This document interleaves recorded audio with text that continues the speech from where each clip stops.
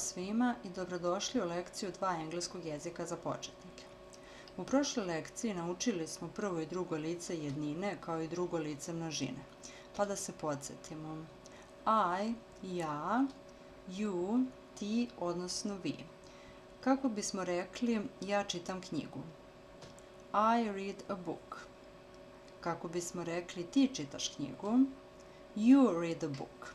To smo naučili na prošlom času. Sada ćemo se upoznati i sa trećim licem jednine. Šta mislite kako bismo rekli on čita veliku knjigu? He reads a big book. On čita veliku knjigu. A kako bismo rekli ona čita malu knjigu? She reads a little book. Ona čita malu knjigu. Možemo da primetimo da glagol read u trećem licu jednine ima nastavak s, ovo s koje je crvene boje, i treće lice jednine u sadašnjem vremenu uvek ima nastavak s i to je jedino lice koje u sadašnjem vremenu ima taj nastavak. Sada ćemo pogledati još neke primere. He speaks English. On govori engleski. She speaks French.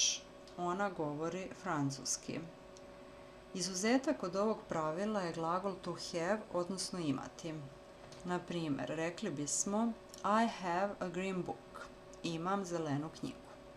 Također, rekli bismo you have a red book. Imaš crvenu knjigu. Sad, kad bismo primijenili ono prethodno pravilo da dodajemo u trećem licu nastavak s, rekli bismo she has a green book. Međutim, to je u ovom slučaju nepravilno, jer treće lice jednine neće glasiti has, već će glasiti has. To jest, bit će she has a red book. Ona ima crvenu knjigu. Dalje, da vidimo još neki primjer. He has a black pencil. On ima crnu olovku. A da je njegova olovka bila loša, rekli bismo he has a bad pencil. On ima lošu olovku. She has a blue hat. Ona ima plavi šešir. Kroz ove primere naučili smo još jedno bitno pravilo u engleskom jeziku, a to je da se engleski pridevi uopšte ne menjaju. Na primer, green znači i zelen, i zelena, i zelenim, i zelenima i tako dalje. Pred kraj naše lekcije naravno očekuje nas rečnik novih naučenih reči, pa da vidimo šta smo mi to danas novo naučili. French, francuski, green, zelen, red, crven, black, crn, pencil, olovka, bad, loše, blue, plav, hat, šešir, he, on, she, ona.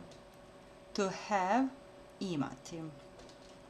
I za kraj današnjeg druženja evo jednog zadatka za vas. Pokušajte prevesti sljedeće rečenice na engleski jezik. Odgovore možete pisati ako želite i u komentar ovog videa, a rješenje ćete dobiti na kraju sljedeće lekcije. Do tada, good night, to jest laku noć. Vidimo se.